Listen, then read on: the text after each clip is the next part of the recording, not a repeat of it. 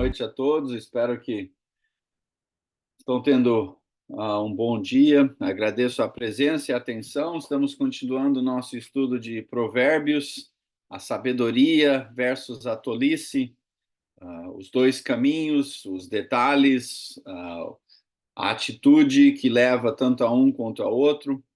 E Provérbios faz essa ênfase: dois caminhos, duas maneiras de ser, duas maneiras de pensar, uma coletânea de comportamentos que refletem cada um desses caminhos e as consequências que fazem parte disso. E de acordo com Provérbios, a diferença entre um caminho versus o outro está na atitude correta, que é o primeiro passo, que é o começo da sabedoria, que é o temor do Senhor, que uma maneira melhor de entender o temor do Senhor é uma reverência a quem Deus é, que leva à obediência a Deus. E esta atitude, este reconhecimento, essa necessidade de ter a presença de Deus em nossas vidas é o começo e a atitude correta de estar num caminho de sabedoria. E o oposto disto, a outra opção disto é a tolice. Com raridade vai alguém falar e dizer em voz alta, eu quero ser tolo, ou alguém que teria essa consciência de decisão. Mas a ausência da presença de Deus, a falta do reconhecimento da necessidade de Deus e a disposição de estarmos obedientes à presença de Deus é a tolice, de acordo com Provérbios. E temos, então, progredido por capítulos, vendo agora específicos provérbios dentro de cada capítulo, anotando a aplicação prática, tanto do que é viver em sabedoria ou o que é viver em tolice. E cada provérbio, no geral, nem sempre, mas no geral, inclui ambas opções em um provérbio. Estamos hoje no capítulo 19, se eu não me engano. Deixa eu compartilhar a minha tela para a gente ter o capítulo disponível a nós aqui. Lembrando os irmãos de que a melhor maneira de fazer um comentário ou uma pergunta é você clicar aí na mãozinha virtual, que isso me dá um alerta aqui, e aí eu reconheço o que você está querendo falar e fica assim uma maneira um pouco mais organizada e prática da gente lidar com isso. Então, capítulo 19. Vamos lá continuar na nossa aplicação prática desses assuntos. Capítulo 19. Versículo 1. Melhor é o pobre que vive com integridade do que o tolo que fala perversamente. Então, aqui é um provérbio que inclui as duas opções, nem sempre usa a palavra sábio ou tolo, mas mas quando há as duas opções, há um contraste de comportamentos ou um contraste de consequências. E aqui o contraste é fraseado em pobre com integridade ou tolo com uma fala perversa. E a implicação é clara de que a sabedoria é melhor que a tolice. No entanto, estamos notando, como aqui um exemplo, de que a aplicação, a expressão da sabedoria é variada. Você pode ser pobre, porém sábio. E a maneira que o pobre mostraria a sabedoria neste provérbio em específico é viver com uma maneira, uma forma, uma atitude integrada. Integridade tem alguns níveis aqui de entendimento. Integridade, na compreensão mais óbvia, seria a integridade na maneira de você viver assim. Outra palavra seria honestidade, você viver de forma honesta. E aqui faz sentido porque pobreza e honestidade está fazendo uma correlação de que mesmo a pessoa tendo a necessidade financeira de mais, consequentemente a pobreza. Ainda se vive de forma honesta e não tentando ter mais de forma desonesta. O pobre, honesto, é muito melhor do que o tolo, e se assume aqui o tolo que é rico, que vive e usa e fala de forma perversa. E perversa aqui é algo contaminado, é algo influenciado, é a sabedoria de Deus transformada ao mal. Então, essa forma perversa de se viver, e a fala do tolo aqui, provavelmente um tolo rico, é algo que pareceria ser algo bom. A pessoa é rica, a pessoa tem uma influência, tem pessoas que ouvem a sua fala, a pessoa tem, pela sua riqueza, uma plataforma para falar, mas se essa pessoa fala de forma perversa, diferente da mensagem de Deus, da forma sábia de viver uma vida de acordo com Deus, essa pessoa é tola. E, consequentemente, por ser tola, dinheiro, não dinheiro, plataforma, seguidores, nada disso faz diferença, porque a pessoa está numa atitude, numa maneira de ser, numa categoria de tolice. Pobreza, na maioria das sociedades, não é visto como algo bom, né? É uma vida difícil. E até no mundo antigo, muitas vezes se associava que a pobreza era consequência de tolice, ou consequência de pecado, ou consequência do desagrado dos deuses. Então, era uma punição. E aqui o contraste é que, na verdade, a sabedoria e a integridade é mais importante, uma medida mais coerente em decidir quem está tendo uma vida boa ou não, quem está em agrado a Deus ou não. E a sabedoria aqui e a honestidade seria isso. Uma outra maneira de ver a palavra integridade é entendê-la como um conceito de integração. Então, o que incluiria a honestidade é a pessoa que vive com todos os níveis da sua vida integrados na fé e na sabedoria.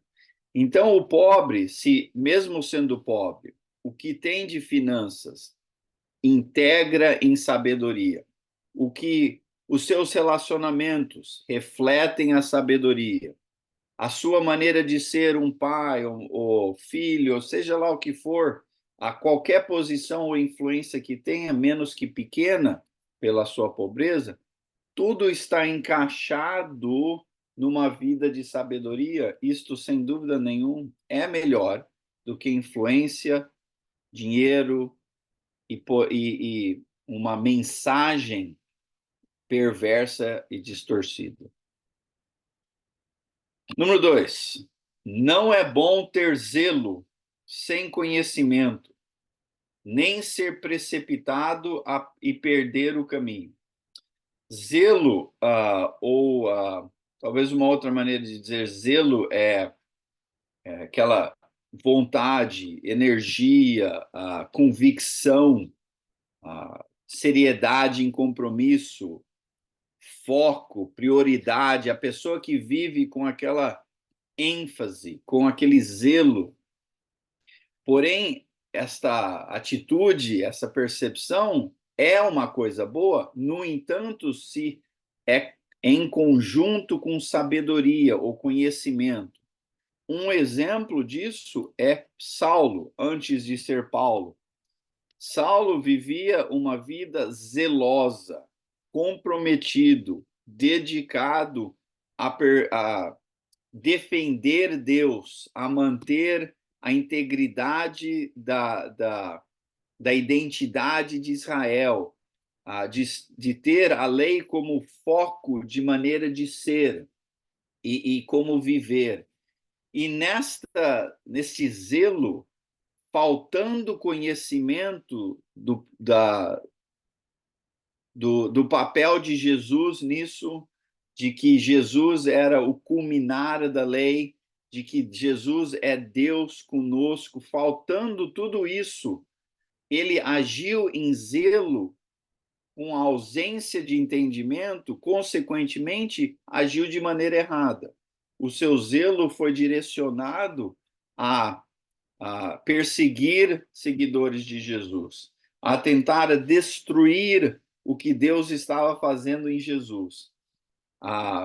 Então, o zelo dele, como Saulo, faltava conhecimento, consequentemente gerou atitudes, comportamentos errados, pecaminosos, violentos.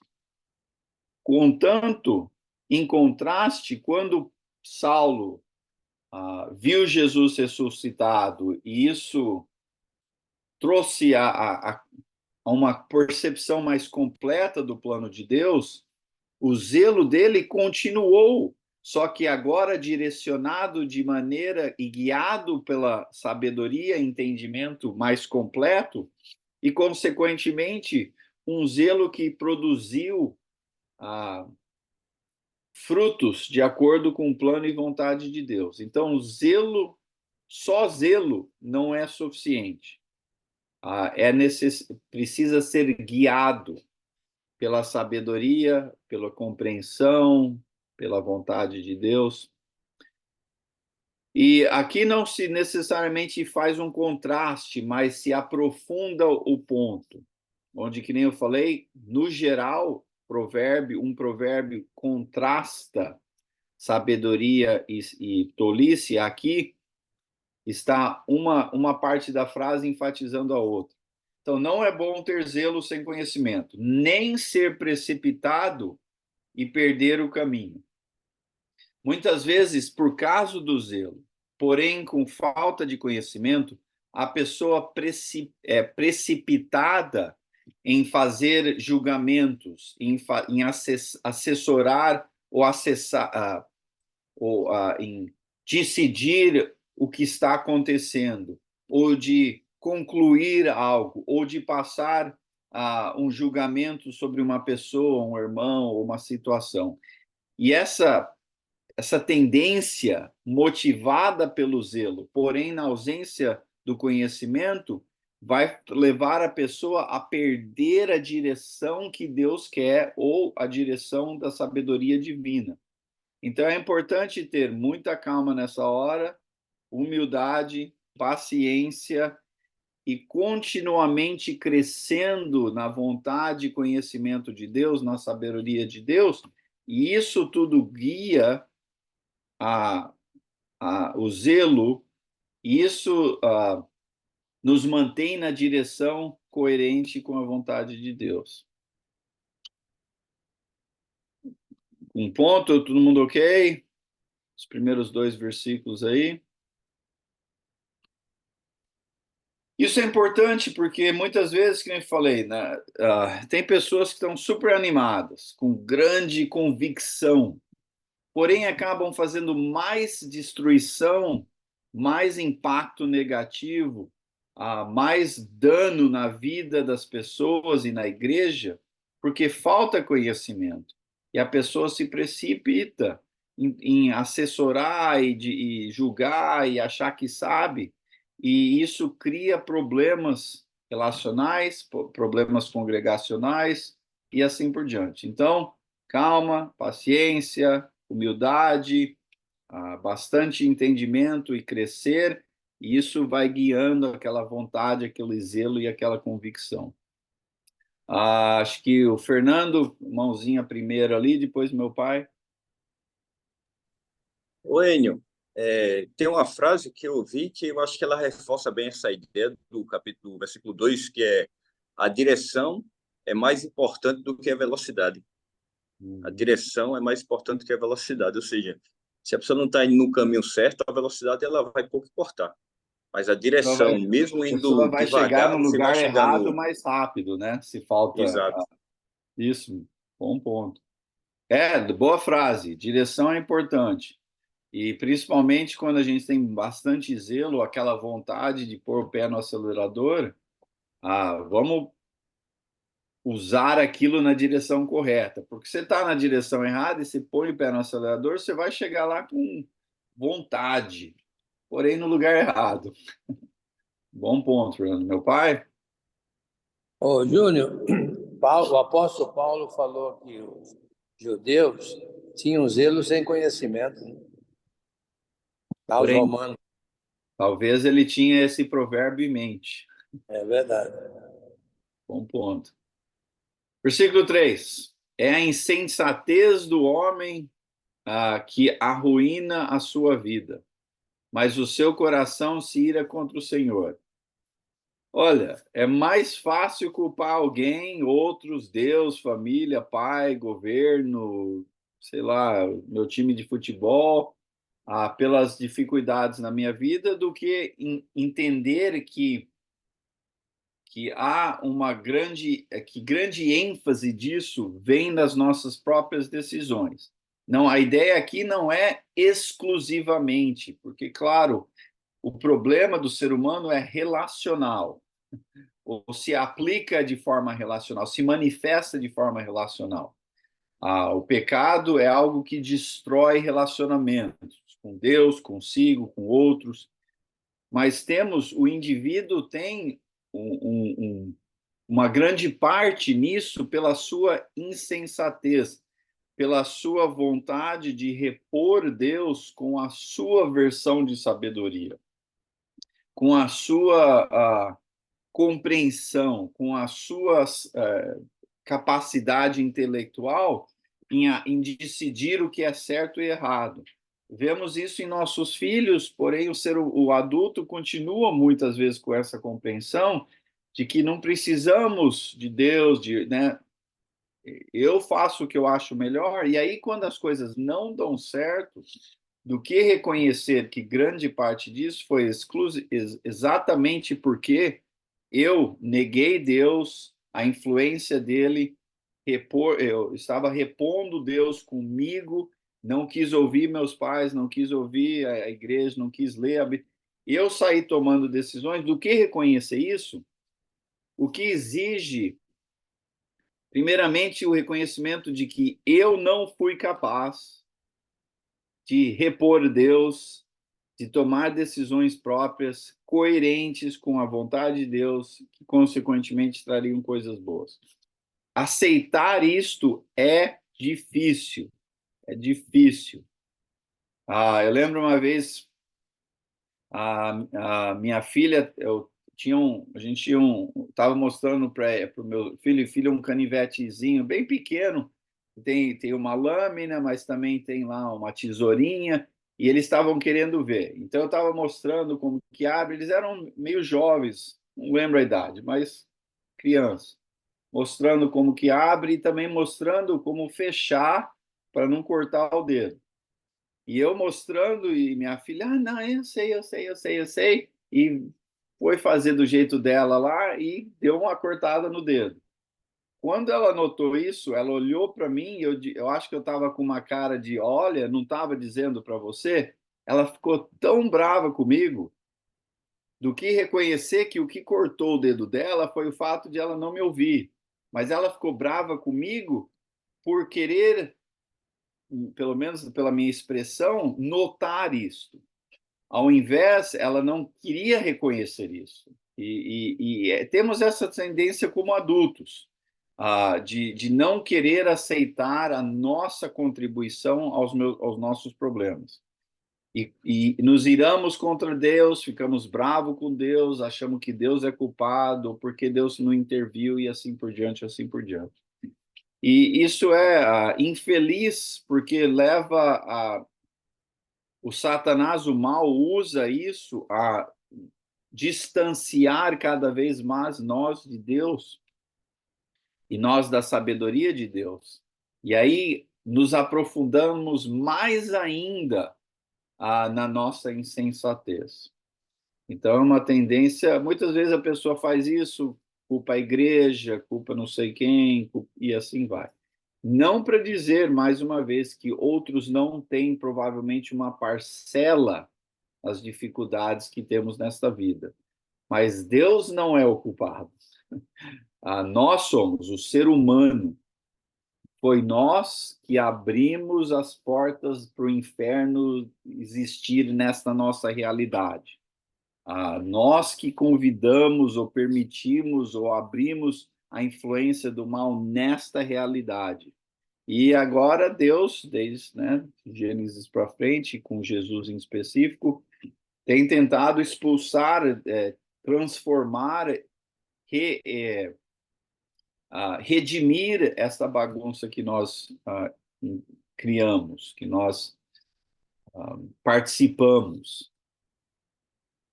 Ok, número 4. A riqueza traz muitos amigos, mas até o amigo do pobre o abandona. Então, versículo 4. A riqueza traz muitos amigos, mas até o amigo do pobre o abandona. Aqui não é prescritivo, não está prescrevendo que você deve fazer de tudo para ser rico, porque é isso que é o que Deus quer. E que pobre não merece nem ter amigo. Não é isto. Está aqui descrevendo o mundo de tolice. Está descrevendo que neste mundo onde a tolice também age, onde pessoas guiadas, influenciadas pela tolice, querem ser amigos de pessoas ricas, porque em sua mente ou acham que a riqueza é um sinal de sabedoria, é um sinal de que a pessoa é inteligente, é capaz, é abençoada por Deus, ou por interesses próprios. Tanto faz o motivo.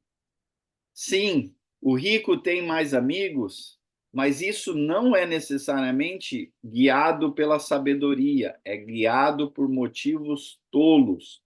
E em contraste, no geral, ou na nossa sociedade, e aparentemente na deles também, pessoas veem a pobreza como uma consequência, como um sinal de tolice ou desagrado de Deus ou punição. E quem quer ser amigo de pessoas assim? Então, mas esta mentalidade é guiada pela tolice, pela influência da tolice.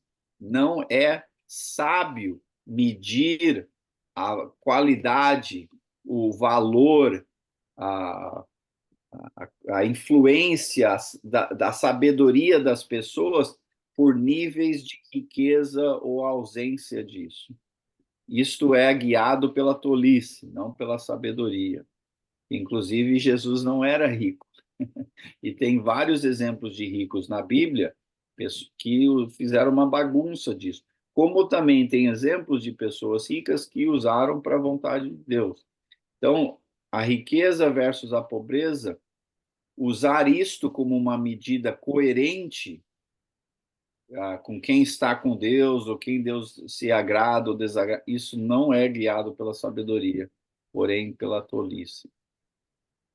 Olha, pensa aí, se pessoas, se um dia, se de hoje para amanhã eu me tornasse, de hoje até a semana que vem, eu me tornasse super famoso, provavelmente pela essa beleza aqui, tá? Se eu me tornasse super famoso, modelo, tá, tô lá em novela, cinema, sim, de uma semana para outra. Eu imagino que semana que vem a presença no nosso estudo aqui seria muito maior. Mas é interessante que a diferença não tem nada a ver comigo. Tem a ver com a percepção das pessoas pela minha fama ou a ausência da minha fama. Se eu sou famoso, quer dizer que eu devo ser tudo aquilo. Se eu não sou, aí as pessoas talvez tenham menos tendência e interesse. Vocês, por exemplo, no entanto, indiferente da minha fama, da minha nova fama semana que vem ou não, a nossa conexão e amizade seria a mesma. Então, é importante você saber e conseguir e aprender a medir as pessoas, não por fama ou dinheiro, ou falta de fama ou não. Eu já tive a chance de encontrar no aeroporto algumas pessoas famosas, na verdade, duas. E tinha pessoa do lado ali, nossa, olha lá, olha lá, olha lá, olha lá. Eu, sim, não tenho interesse acho as pessoas interessantes. Um era jogador, outra era atriz. Mas e daí? E daí? Não podemos medir e nos atrair a pessoas simplesmente por celebridade ou status ou dinheiro. Não é isso que faz a pessoa ter ou não ter valor. Mesma coisa do outro lado. E talvez a tendência maior é esta, porque não sei quantos de nós têm a chance de dia a dia interagir aí com pessoas super famosas e assim por diante. Em talvez nós negar ou não ter vontade ou interesse ou dar ouvido ou querer ter amizade com pessoas que são mais pobres. Principalmente, até se temos amizades, é mais assim, eu estou abençoando o coitado do pobre, versus eu até ir àquela pessoa, indiferente da pobreza, e buscar naquela pessoa a oportunidade de conselho, influência, sabedoria. Muitas vezes medimos isso com educação, né, versus falta de educação, no sentido de escolaridade. Quem tem mais, provavelmente a gente acha que é mais, sabe, mais importante, vale querer passar mais tempo, ou quem não tem, não queremos muita opinião da pessoa. Talvez uma outra maneira de medir este provérbio, nos achegamos mais aos missionários, aos americanos versus o vizinho nosso lá, que é mais pobre. Tem várias medidas que podemos usar que não necessariamente são coerentes com a sabedoria e que, na verdade, são mais guiadas por interesse próprio ou por outros motivos em achar que a pessoa, se ela tem isso, aquilo, aquilo ou aquilo, provavelmente a pessoa é mais inteligente, mais sabe, mais não sei o quê. Então, cautela nisto, porque isso não reflete a vontade de Deus. Versículo 5. A testemunha falsa não ficará sem castigo, e aquele que despeja mentiras não sairá livre. Aqui não se trata simplesmente de honestidade. Sim, honestidade é importante, claro, mas aqui a ideia de testemunha, no mundo antigo, principalmente em Israel, grande parte da punição, a não ser que você era pego ali com a mão com que é a mão na botija, se você fosse pego no ato num ato criminal, muita parte da punição e julgamento e decisão se é crime, se a pessoa estava pecando ou não pecando, tinha a ver com testemunhos. Pessoas precisavam de ter 2 ou 3 testemunhas para dizer, sim, vi esta pessoa cometer este crime, é isto que aconteceu. Então, por um testemunho, se fosse um testemunho com a pessoa intencionalmente estava testemunhando falso, haveria consequências sérias à pessoa que está sendo julgada num testemunho mentiroso. Então, no geral, eu e você não temos muita oportunidade, vamos dizer assim, de testemunhar perante um juiz, mas podemos testemunhar referentes aos nossos irmãos e irmãs em Cristo, ou de forma coerente, ou de forma mentirosa, motivados por sabedoria e honestidade, ou por interesses próprios, por vontade de fofocar, e assim por diante. Então, não podemos ser pessoas de mentira, porque até mesmo Jesus diz que o Satanás é o pai da mentira. A essência do mal é mentira. A essência do mal é distorcer a verdade de Deus. Então, não podemos ou não devemos, sim, ativamente ser pessoas que refletem isso. Acho que o Afonso estava com a mão erguida aí, Afonso. Tudo bem, Júnior? Opa. Não, é que me fez pensar isso, que você falou de ter encontrado celebridades no aeroporto. E agora que está falando de testemunha, né? Eu fico imaginando que algumas vezes as pessoas tiram foto com essas celebridades, até mesmo para elas provarem para o mundo que ela está falando a verdade. Sim, Porque vamos contar. hoje, eu, por exemplo, joguei bola com várias pessoas da seleção brasileira. Alguma vez você fala isso para as pessoas que você fez, mas eu também nunca fui de tirar foto, sabe? Mas dá a impressão de que hoje parece que as pessoas tiram foto para poder provar para as pessoas que isso é verdade. Sim, para aumentar o seu status, né? Mas, Afonso, você pode contar para todo mundo que eu e você, que você jogou futebol comigo, mesmo time, que você ganhou por causa disso, então não tem problema. Verdade, verdade. Então, não podemos ser pessoas de mentira. Mentira destrói vidas, destrói relacionamentos e reflete a essência do oposto que Deus é. Deus é verdade, Deus e o Satanás é um contraste disso, é uma astúcia, uma distorção, uma mentira, uma calúnia. E quando participamos nisso, contaminamos a comunidade, a congregação, a família, os relacionamentos. E é um alerta aqui. Deus vai trazer punição, vai haver punição. Então, muita cautela nisso, quando falamos um dos outros e tratamos um dos outros. Versículo 6. Muitos adulam o governante, e todos são amigos de quem dá presente. Outra maneira de se dizer a mesma coisa lá da ideia de que a gente estava falando de celebridades assim por diante, ou se associar com pessoas ricas. Um exemplo. Ouvi isso recentemente. Se vocês lembram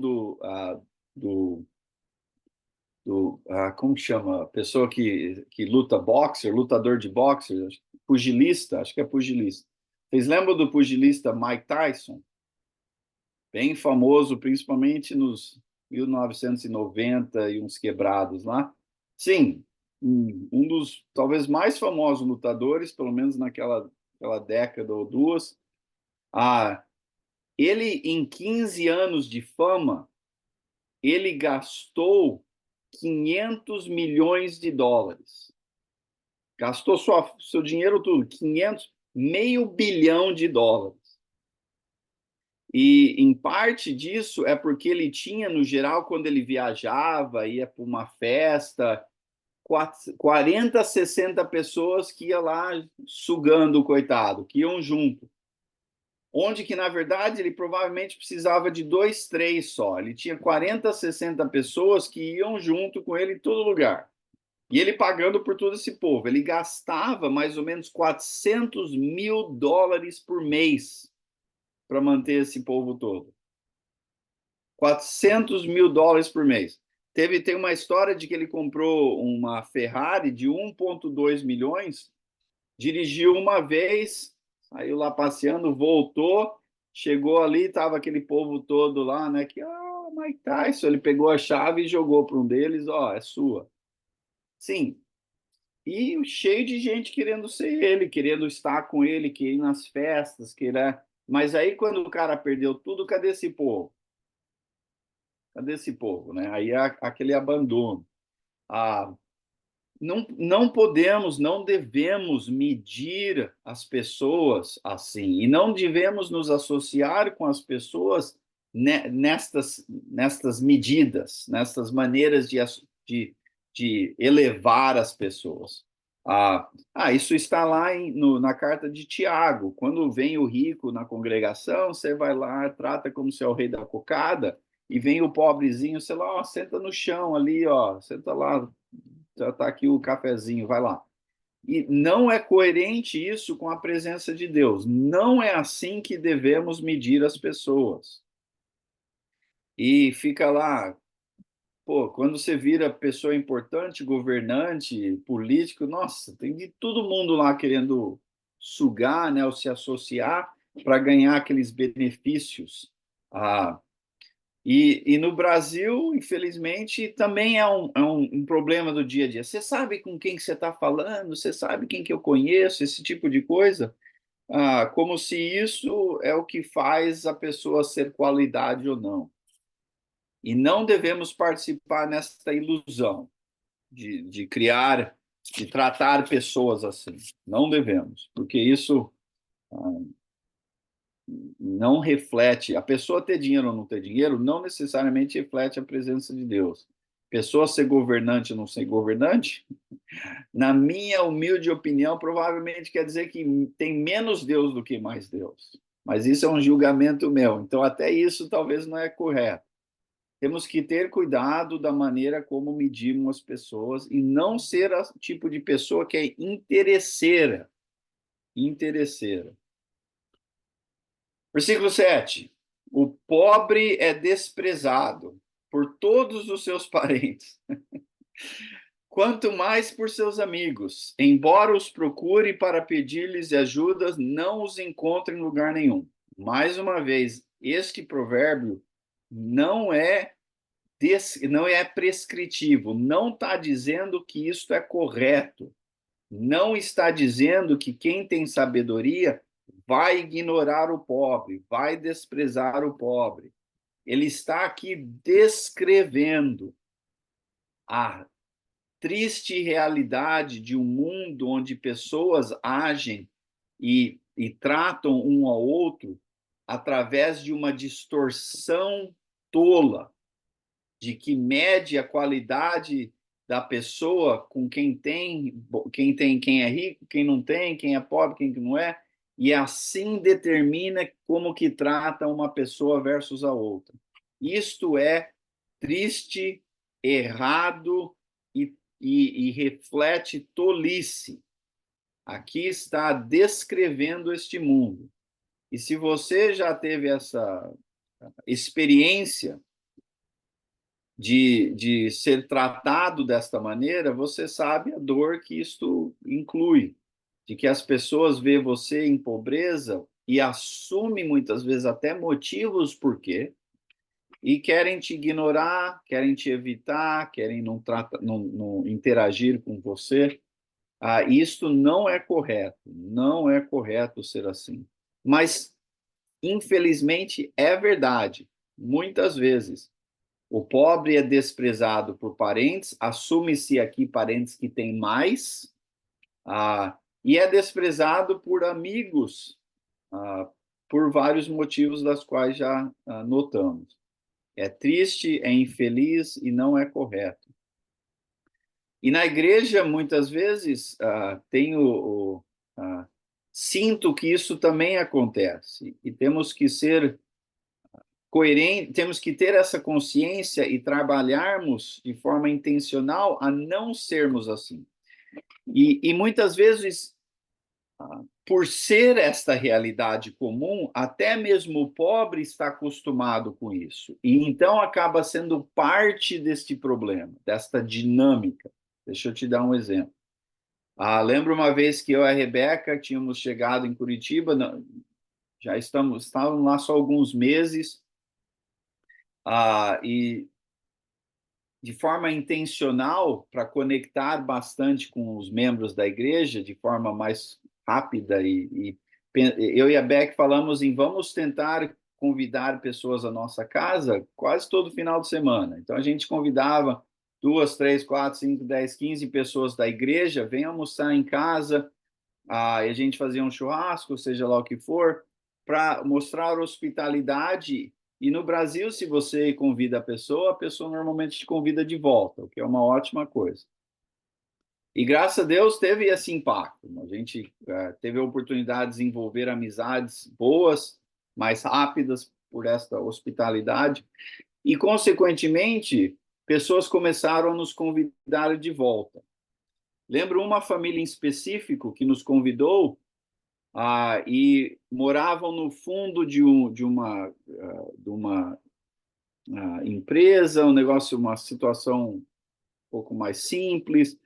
Então, morava nos fundos lá, nos convidaram, fomos lá para jantar e sentamos lá na mesa, e aí vem a panela de arroz, do feijão, aquela coisa toda, e várias vezes a esposa que estava nos servindo pediu desculpa umas 10 vezes.